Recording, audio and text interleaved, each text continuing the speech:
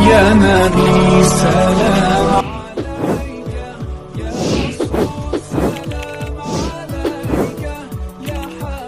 سلام عليك صلوات الله عليك يا نبي سلام عليك يا رسول سلام عليك يا حبيب سلام عليك.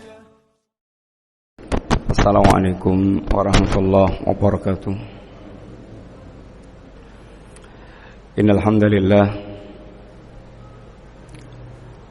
wassalatu wassalamu ala Rasulillah wa ala alihi wa ashabihi wa mawalah wa la haula wa la quwata illa billah amma ba'du. Alhamdulillah, para bapak dan para ibu jamaah sekalian rahimani wa rahimakumullah. Insyaallah kita melanjutkan pembahasan kita dari kitab Al-Kabair, beberapa dosa besar yang dikumpulkan oleh para ulama, di antaranya Al-Imam Adz-Dzahabi rahimallahu taala.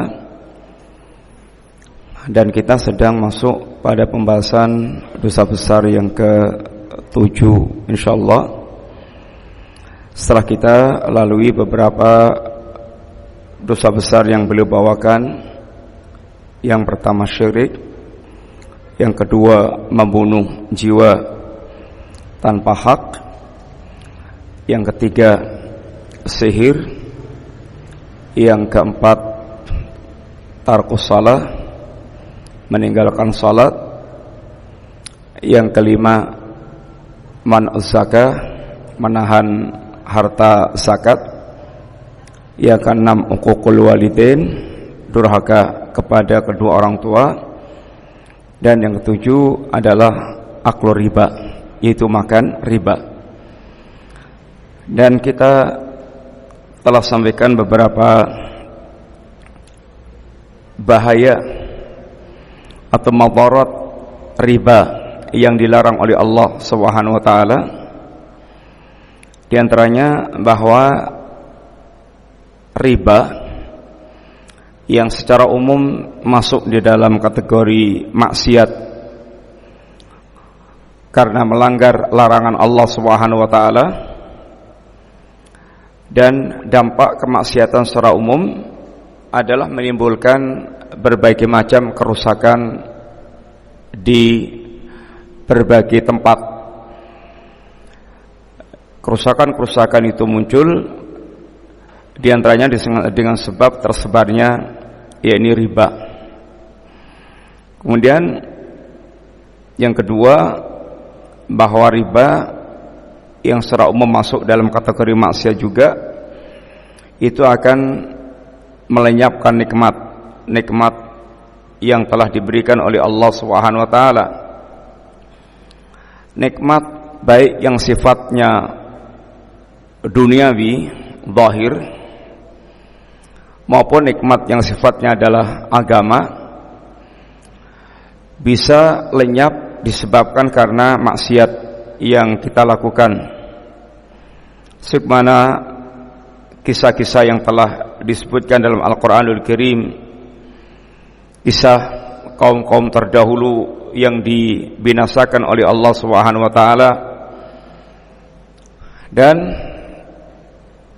di antaranya adalah dilenyapkannya kenikmatan-kenikmatan yang sebelumnya dinikmati oleh masyarakat atau oleh seseorang. Allah gantikan menjadi nikmah, karena setiap nikmat yang tidak disyukuri maka akan berubah menjadi nikmah. Nikmat, karunia. Nikmah adalah kesengsaraan, adab. Kalau dalam Al-Quran, Allah SWT contohkan di antaranya adalah negeri Saba, yang tadinya subur, makmur, kemudian penduduknya kufur terhadap nikmat Allah SWT, maka Allah kirimkan banjir yang meludeskan yakni tanaman yang tadinya Masya Allah menjadi alang-alang dan tidak ada yang mereka semanfaatkan lagi kecuali sedikit, diantaranya adalah pohon sidr. Termasuk ini mencabut kenikmatan batin, kenikmatan yang sifatnya agama, yang boleh jadi tadinya kita Masya Allah bisa menikmati salat, menikmati baca Quran, menikmati berzikir, menikmati berdakwah, itu akan bisa berubah menjadi sesuatu yang tidak nikmat lagi. Salat gak nikmat, baca Quran gak nikmat, zikir gak nikmat. Itu termasuk diantara dicabutnya nikmat oleh Allah Ta'ala. Dan diantara sebabnya diantaranya adalah perbuatan maksiat. Dan maksiat diantaranya adalah ini aklu riba, yaitu makan, yaitu riba. Sehingga telah kita sampaikan perkataan Al-Imam Ibnu Qayyim, wa min uqubati dzunub anna tuzilu ni'am wa tuhillu niqam. Di antara dampak daripada dosa adalah dilenyapkannya nikmat dan ditimpakan pada mereka niqam, yakni siksaan azab oleh Allah Subhanahu wa taala. Yang ketiga, riba. Orang yang mereka makan riba berarti dia telah siap untuk menerima tantangan Allah, yakni Allah memerangi, Allah dan Rasulnya memerangi mereka. Kemudian yang keempat, riba sebab terhapusnya barokah, barokahnya harta, barokahnya umur. Dan yang dinamakan barokah adalah banyaknya kebaikan. Orang yang hartanya barokah itu hartanya betul-betul mendorong dia untuk taat kepada Allah Ta'ala, dan ibaratnya tidak ada rupiah yang keluar yang sia-sia, sehingga hartanya itu betul-betul menghasilkan kebaikan-kebaikan yang sangat banyak bagi pemiliknya. Ini harta yang barokah. Walaupun hartanya hanya sepeda motor jadul, tetapi Masya Allah motor ini telah menghasilkan kebaikan yang berlimpah ruah bagi pemiliknya, menghasilkan kebaikan yang sangat banyak. Sebaliknya ada orang uangnya triliunan, mobilnya Mercy Sport atau yang lainnya, tapi baratnya belas, setetes kebaikan pun tidak dihasilkan dari kemewahan harta yang dia miliki. Ini namanya nggak ada barokahnya sama sekali. Orang umurnya singkat, para ulama kita umurnya singkat, ada yang 40, ada yang 30. Tetapi Masya Allah, umur yang singkat ini dia seakan-akan umurnya sangat panjang karena kebaikannya banyak, karyanya banyak. Ibaratnya karya yang dihasilkan dengan umur 40, 45, seperti Imam Nawawi, seakan-akan itu dibutuhkan oleh orang yang umurnya bisa sampai 70, 80 melihat karya yang beliau yaitu miliki. Sehingga umur yang barokah artinya detik-detik waktunya ibaratnya hampir tidak ada yang sia-sia. Dia berpindah dari taat ke taat, itu adalah orang yang mereka memiliki umur yang barokah. Dan Al-Imam Ibnu Qayyim mengatakan, wa kullu syai'in la yakunu lillah fa barakatu mansu'ah. Segala sesuatu yang tidak dilakukan karena Allah, tidak untuk ketaatan kepada Allah, tidak untuk mendekat kepada Allah, maka barokahnya itu tercabut. Harta kita kalau tidak kita pakai untuk mendekat kepada Allah, barokahnya akan tercabut. Umur kita kalau kita tidak pakai untuk ketaatan kepada Allah, maka keberkahan umurnya tercabut, dan seterusnya. Sehingga keberkahan itu ada pada lillah ketika seorang dia betul berada di jalan Allah Subhanahu wa taala. Yang kelima sekarang, ar-riba sababun li jalbi laknatillah. Riba itu menjadi sebab dilaknatnya seseorang oleh Allah taala. Bersabda Rasulullah sallallahu alaihi wasallam, la'anallahu akilar riba wa muqilahu wa syahidaihi wa katibahu hum fihi sawa. Allah melaknat pertama akil riba, pemakan riba, penikmat riba, yang menikmati riba. Yang dinikmati adalah riba. Dan jual beli beda dengan riba, kata Allah. Allah menghalalkan jual beli, ahallallahul bai'a wa harrama riba. Sedangkan orang-orang bilang jual beli sama dengan riba. Atau riba dianggap sama dengan jual beli. Podo-podo dia ngembangkan duit, dodol juga dari 1 juta bisa menjadi 1,5 juta, riba dari modal 1 juta, ngutangkan juga bisa jadi 1,5 juta, dianggap sama. Tetapi Allah membedakan, jual beli halal, riba haram, dan setiap yang diharamkan Allah pasti mengandung madarat, bahaya-bahaya yang akan ini terjadi di tengah-tengah masyarakat. Allah melaknat pemakan riba. Yang kedua, muqilahu, dan yang memberikan makan, yang menikmati riba, kemudian orang yang ini memberikan riba atau yang menjadi nasabah ribawi, wasyahidai, 2 saksi yang menyaksikan tentang riba, yang ini penyaksinya, wakatibahu, penulisnya, yang nulis, yang tanda tangan atau yang ngetik atau yang penulisnya, hum fihi sawa, semuanya sama dalam kedudukan dilaknat oleh Allah Subhanahu wa taala. Sekalian, kata Ibnu Qayyim, biddul barakah al-laknah. Barakah itu lawannya laknat. Kalau barakah itu banyak kebaikan-kebaikan yang Allah berikan di situ, laknat artinya banyak keburukan-keburukan yang ini ada di situ. Kalau barakah itu adalah sumber datangnya rahmat atau banyaknya rahmat Allah yang Allah berikan kepadanya, kalau laknat itu dicabutnya rahmat-rahmat Allah Subhanahu wa taala. Sehingga orang yang mereka terlaknat, orang yang hidupnya itu hanya berputar dari keburukan ke keburukan, dan kehakikat keburukan adalah yang semakin menjauhkan dari Allah Subhanahu wa taala, sehingga hidupnya semakin jauh dari Allah Subhanahu wa taala. Kemudian yang ke-6, ar-riba min asbabi taslitidzul dzul 'alal ummah. Riba itu di antara sebab terhinanya umat. Sekalian, Allah Subhanahu wa taala di antaranya menjelaskan tentang kondisi umat Islam, umat ini kaum muslimin.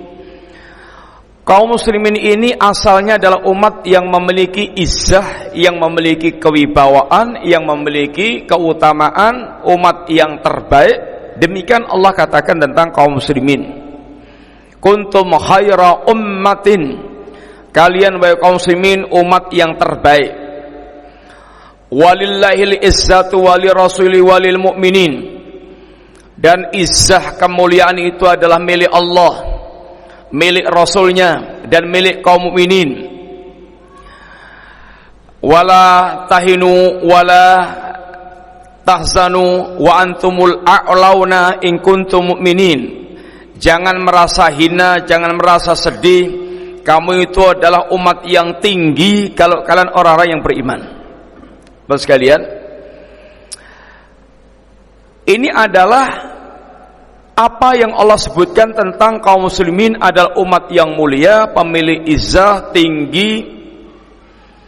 Tapi kalau kita melihat kenyataan yang ada di depan mata kita, yang ngapunten, kita mengakui atau tidak mengakui, kita ini adalah umat yang benar-benar sedang terhina di hadapan bangsa-bangsa kufar,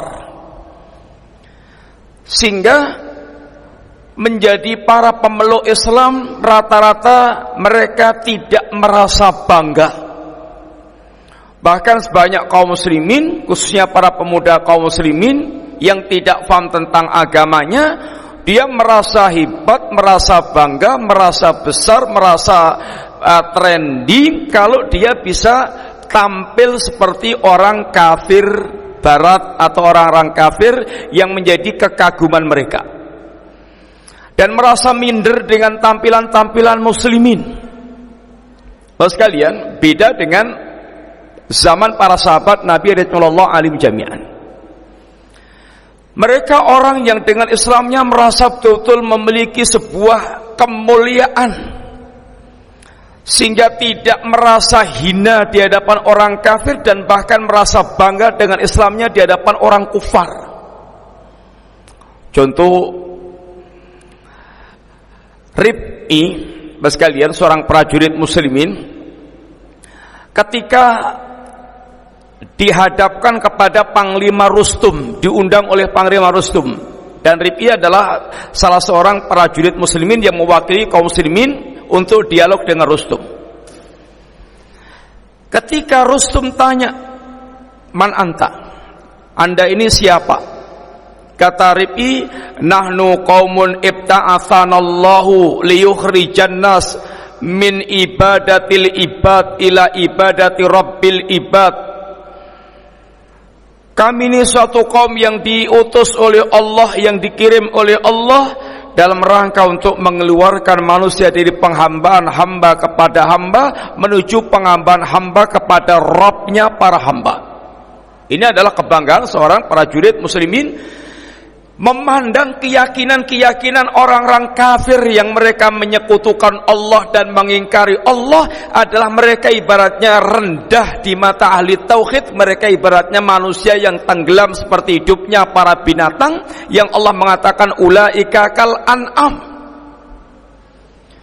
Tapi di zaman kita muslimin merasa seperti jongos di hadapan orang kafir, munafik disebut sebagai tuan-tuan besar, sehingga menjadi para penjilat, yakni para pemilik harta, dan menjadi penjilat para pemilik kekuasaan, dan tidak memiliki kebanggaan dengan Islamnya.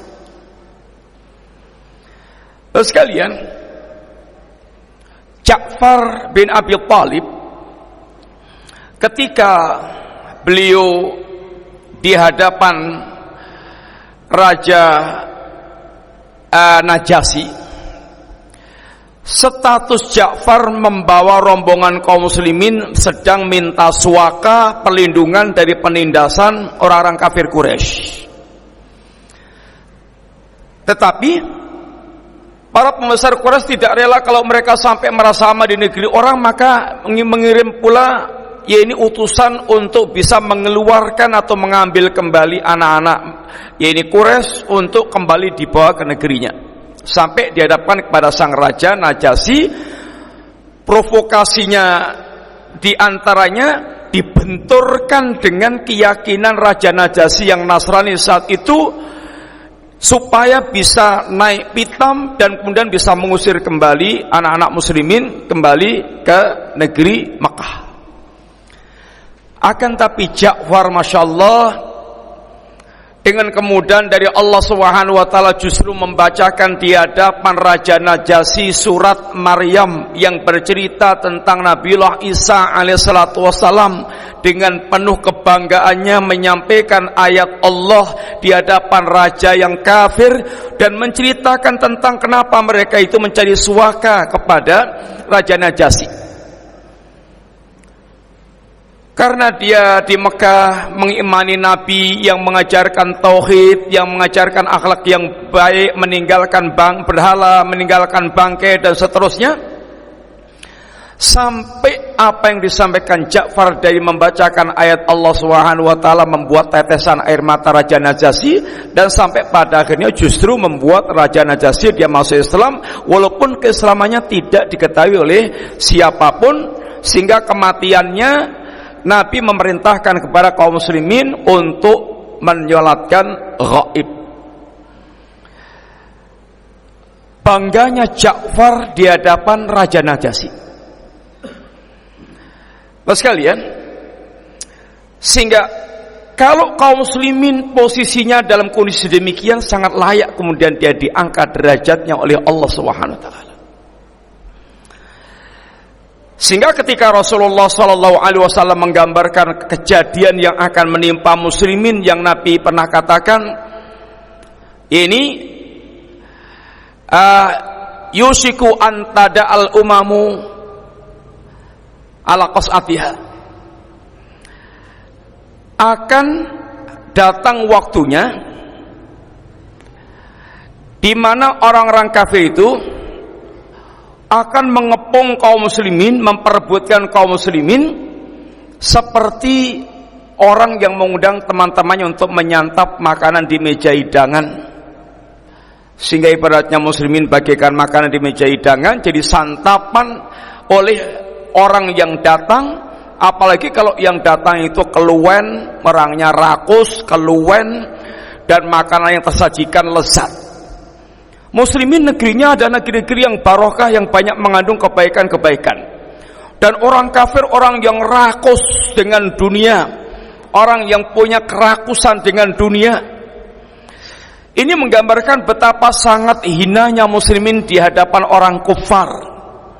Sampai para sahabat yang tidak mengenal Islam dan kaum muslimin kecuali izzah, kecuali kewibawaan, dia tanyakan, ya Rasulullah, amin killatin nahnu yauma idin, ya Rasulullah, apakah jumlah kita saat itu sedikit? Kok kita ini jadi kepungan, rebutan, injek-injekan orang-orang kafir? Sekali kalau pada zaman Nabi mengatakan yusiku hampir datang waktunya, pada zaman kita ini telah datang waktunya. Kita sedang berada di zaman yang muslimin diinjak-injak, dijadikan ya ini barang rebutan oleh kufar, dan kita tidak punya kekuatan apapun yang bisa menunjukkan kita ditakuti oleh bangsa kufar. Diakui atau tidak seperti itu keadaan yang ada, Bapak sekalian. Kemudian ketika ditanyakan oleh para sahabat, setelah dijelaskan Nabi SAW di antara penyakitnya apa itu? Apa itu wahan ya Rasulullah? Penyakit wan yang menimpa muslimin, hubbud dunya wa karahiyatul maut, cinta dunia dan benci dengan kematian. Penyakit cinta dunia sekalian digambarkan dalam hadis ini lebih dirinci, idza tabayatum bil inah, apabila kalian telah jual beli dengan sistem inah. Sistem inah adalah satu di antara sistem jual beli ribawi. Digambarkan secara singkat, sistem inah itu A pengen utang kepada B, tapi B tidak pengen ngutangi A kecuali kalau mana utangannya itu mana. Tapi kalau langsung ngutangi dan mana itu kelihatan banget ribanya. Maka si B akhirnya dengan cara menjual yaitu mobilnya kepada A dengan cara tempo. Ini mobil saya kamu beli ya dengan cara kredit 1 tahun, harganya ya ini 100 juta. Sedangkan si A sesungguhnya tidak butuh mobil, yang dia butuhkan duit. Akhirnya mobil itu dijual kembali kepada B secara cash 80 juta umpamanya. Sehingga si A mendapatkan uang cash 80 juta, tapi dia punya utang kepada si B 100 juta. Gampangannya itu sebetulnya ngutangi saja kepada B 80 juta, nanti kembalinya setahun 100 juta. Tapi ini bulat pakai kayak jual beli, dan ini yang dikatakan dengan ya ini inah. Intinya adalah inah satu di antara sistem jual beli ribawi. Orang tidak pengen mengeluarkan duit kecuali dia itu harus punya kelebihan kembaliannya. Wa akhadtum atnabal baqar wa raditum bizar'i, dan kalian sudah ridha dengan kalian memegangi ekor-ekor sapi, ridha dengan cocok tanam. Ini kiasan adalah orang yang hatinya telah dibuat lengket dengan dunia, sehingga dia asyik dengan pekerjaannya, ada yang dengan ternaknya, ada yang dengan kebunnya, ada yang dengan industrinya, perusahaannya, jualannya, segala macamnya. Sehingga orang yang seperti ini, orang yang hatinya sudah lengket dengan dunia seperti ini, wa taraktumul jihad, itu pasti kelazimannya akan meninggalkan jihad. Sekalian jihad itu macam-macam. Kata Ibnu Qayyim juga menjelaskan ada jihad kepada diri kita sendiri, jihad kepada orang kafir munafik, ada jihad kepada ahli bid'ah, ahli maksiat. Jihad memerangi diri kita sendiri. Tingkatannya ini belajar ilmu, mengamalkan ilmu, mendakwahkan ilmu, dan bersabar. Ini jihad kepada diri kita sendiri. Untuk kita duduk mendapatkan ilmu itu membutuhkan kesungguhan. Orang yang tidak pernah punya kesungguhan untuk duduk di majelis ilmu, mendengarkan, menghafalkan, mendengarkan, menyimak, menghafalkan sampai dia mendapatkan ilmu, maka sampai tua, sampai kering, sampai masuk kubur, dia akan tetap dalam keadaan bodoh tentang agama Allah Subhanahu wa taala. Jihad untuk mengamalkan ilmu. Berilmu tidak sekedar menikmati ilmu, tapi punya kewajiban beramal. Dan kalau kita sudah diberikan Allah SWT kenikmatan berilmu dan beramal, kita diwajibkan untuk berdakwah. Tidak boleh kita simpan sendiri, kita nikmati sendiri. Dakwah merupakan kewajiban. Kemudian kita wajib punya kesabaran, karena tidak akan bisa mendapatkan ilmu, tidak akan bisa mengamalkan, tidak akan bisa mendakwahkan kecuali kita punya kesabaran. Dan bahkan hidup ini pun harus punya kesabaran. Mau jadi mukmin, mau jadi kafir, orang membutuhkan kesabaran. Karena tidak akan mungkin hidup itu enak terus, nggak mungkin. Orang kafir juga dia punya rekoso-rekoso juga ada, dan dia butuh kesabaran. Orang kafir sakit ya butuh sabar, orang kafir tabrakan butuh sabar, orang kafir kena musibah butuh sabar. Tapi kesabaran yang berangkat dari iman itu kesabaran yang akan dinilai Allah Subhanahu wa taala. Jihad kepada orang kafir munafik, yaitu dengan menjelaskan Islam sejelas-jelasnya sampai terbongkar kemunafikan orang munafik, dan sampai orang kafir jelas tentang Islam, sampai pada saatnya kalau toh sampai nanti jihad bisilah dengan senjata, maka seorang mukmin adalah orang yang mereka akan yaitu berusaha untuk berada di barisan mujahidin jihad fisabilillah.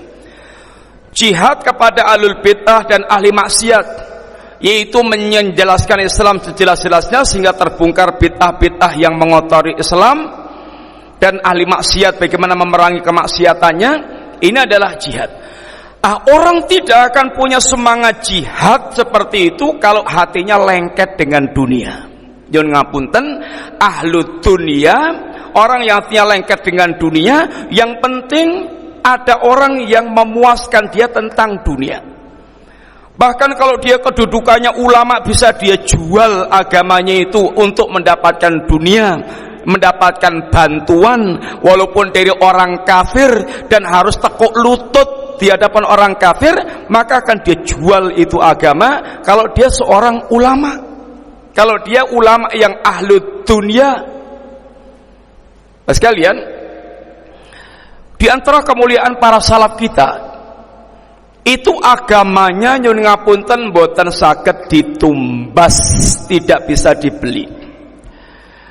Ada seorang pemuda muslim ketangkep oleh ini pasukan kafir, ini Zaid bin Dasina.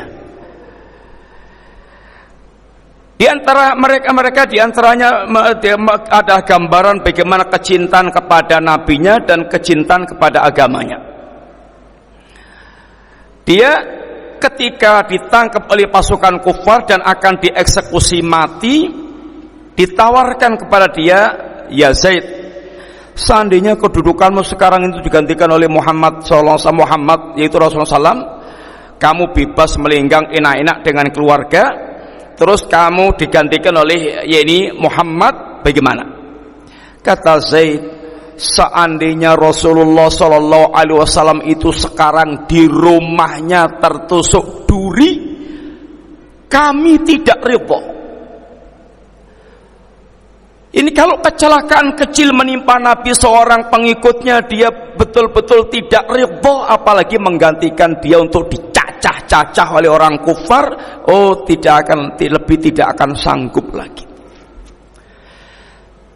Kebencian anak-anak Islam kepada orang yang mencaci maki Nabi itu sudah ditanamkan sejak kecil, karena para sahabat menanamkan kepada anak-anak mereka tentang Rasulullah seperti menanamkan tentang Al-Quranul Karim.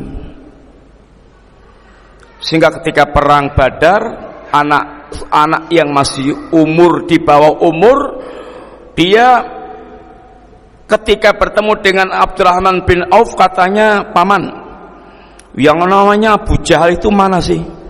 Mau kamu mengapain? Saya dengar dia mencaci maki Rasulullah SAW dan aku akan bunuh dia." Ini semangat membaranya anak-anak kecintaannya kepada Nabi SAW, karena memang didikannya begitu. Datang lagi anak yang seusia sebayanya, "Paman, mana sih namanya Abu Jahal? Kamu mau ngapain? Mau tak bunuh karena saya dengar dia mencaci maki Nabi SAW." Ini adalah yang mewarnai hati mereka. Tapi ketika anak-anak kita dididik dengan didikan-didikan permainan game, kemudian juga urusan-urusan yang semuanya rendahan, sehingga tidak ada kecemburuan kepada agamanya, tidak ada kecemburuan kepada nabinya, nggak ada kecemburuan kepada kitabnya, kebanggaannya kepada perkara-perkara yang batil. Demikian pula ketangkap seorang pemuda oleh tentara Romawi dan dihadapkan pada raja. Ditawarkan oleh sang raja, "Bagaimana kalau kamu kalau seandainya tak bebaskan, atau wahai fulan, masuklah kamu ke dalam agamaku, kamu akan bebas?" Kata dia, "Enggak." "Wahai fulan, masuklah ke dalam agamaku, akan aku berikan kamu separuh kerajaanku." Kata dia, "Enggak."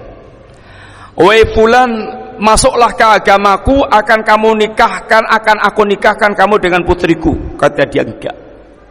Semua tawaran sampai habis.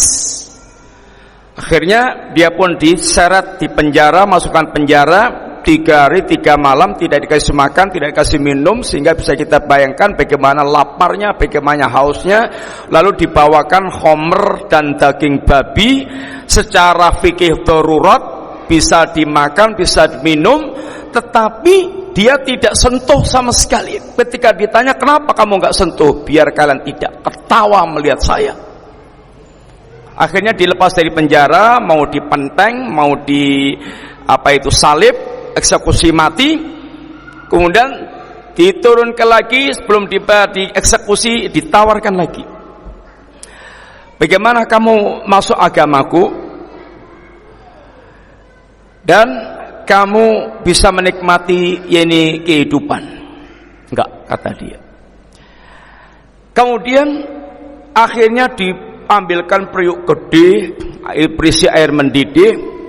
Satu persatu prajurit muslimin, tawanan muslimin dimasukkan ke periuk ini, sehingga melihat dengan mata kepalanya, di depan matanya, bagaimana jasad-jasad mereka matang di depan mata dia. Sampai dia meneteskan air mata. Disangkanya oleh sang raja dia sudah siap untuk menerima tawaran, menerima agama dia. Ketika ditawarkan ternyata ditolak. "Kok kamu menangis?" "Iya, seandainya umurku sebanyak, nyawaku sebanyak rambut kepalaku, lalu dicabut satu persatu, dimasukkan ke periuk ini, saya tidak akan tinggalkan agama Muhammad." Sekalian, kalau umat Islam itu orang yang mentalitasnya adalah seperti itu, betul-betul akan membuat ketakutan kufar. Tapi kalau mental kaum muslimin itu bisa dibeli dengan harta, dengan jabatan, dengan pangkat, kedudukan, dengan segala macamnya, maka kualitasnya bisa dilihat layak kalau kemudian umat Islam menjadi bahan dikepung oleh orang-orang kafir, jadi ceker-cekeran, jadi barang yang terhina. Kemudian sekalian, Nabi katakan, penyakit kehinaan atau ketika Anda telah tenggelam dalam kehidupan cinta dunia dan takut mati, takut resiko dalam beragama, kalian tinggalkan jihad karena resiko dalam ini membela agama Allah, sallallahu alaikum dulan, Allah akan campakkan kalian ke dalam kinaan, dan Allah tidak akan cabut kinaan itu, la yangzihu hatta tarji'u ila dinikum. Tidak akan dicabut kinaan itu sampai kalian kembali kepada agama kalian. Kunci kemuliaan adalah kembali kepada agama, kembali kepada tauhidnya, kembali kepada sunnahnya, kembali kepada ibadah yang lurus, kembali kepada akhlak Islam. Yang gerakan kembali kepada agama Islam itu justru yang paling ditakuti oleh orang-orang kafir.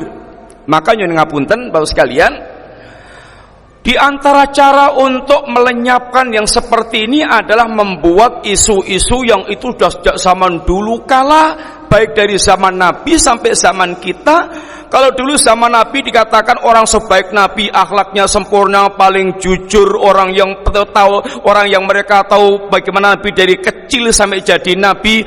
Tapi ketika Nabi menjadi Rasul menyampaikan agama, mereka katakan Nabi itu majnun, Nabi itu kadzab, Nabi itu sahir, Nabi itu kahin, Nabi itu syair. Semua gelaran buruk ditumplek-blekkan kepada Nabi dalam rangka untuk menjauhkan manusia dari Rasulullah SAW. Tetapi bagaimanapun mereka ingin memadamkan cahaya agama Allah, Allah semakin menyempurnakan ini cahaya agamanya. Emas tetap emas, walaupun dilempar ke WC bercampur kotoran tetap emas. Sekarang juga orang berusaha untuk menjauhkan ini hidupnya agama Allah Subhanahu wa taala dengan gelaran-gelaran yang sangat buruk. Ya, diantaranya gelaran Wahabi, untuk mereka yang selalu ingin kembali pada Islam yang sesungguhnya, capnya adalah Wahabi. Ini adalah termasuk ini gelaran-gelaran yang buruk. Sebab kalau dikatakan ini mau kembali pada Quran dan Sunnah seperti yang difahami para sahabat, orang malah tertarik. Tapi kalau Wahabi langsung penggal lehernya, sehingga langsung kemudian berpikiran buruk. Baru dengar gitu aja sudah betul-betul darahnya mendidih. Terus sekalian, dan berbagai macam ini dampak buruk daripada riba yang disebutkan oleh Allah Subhanahu wa taala, oleh Allah dan Rasulnya, kita anggap ini adalah penjelasan terakhir Bapak sekalian tentang riba, dan insyaallah nanti kita masuk pada pembahasan al-kabirah ats-tsaminah, yaitu aklu malal yatim zulman, makan harta anak yatim secara zalim. Maka semoga manfaat Bapak sekalian, dan semoga Allah cepat mengangkat wabah virus corona dan kita bisa kembali ke masjid dengan bebas, dengan nyaman, bisa pengajian kembali, menghidupkan majelis-majelis taklim. Karena sungguhnya bagaimanapun juga muslimin yang terlalu lama berpisah dengan Quran, Sunnah, majelis taklim, tidak dengar pengajian, ya bisa berkerak. Ini bisa menjadi keras dan juga akhirnya semakin tidak sensitif.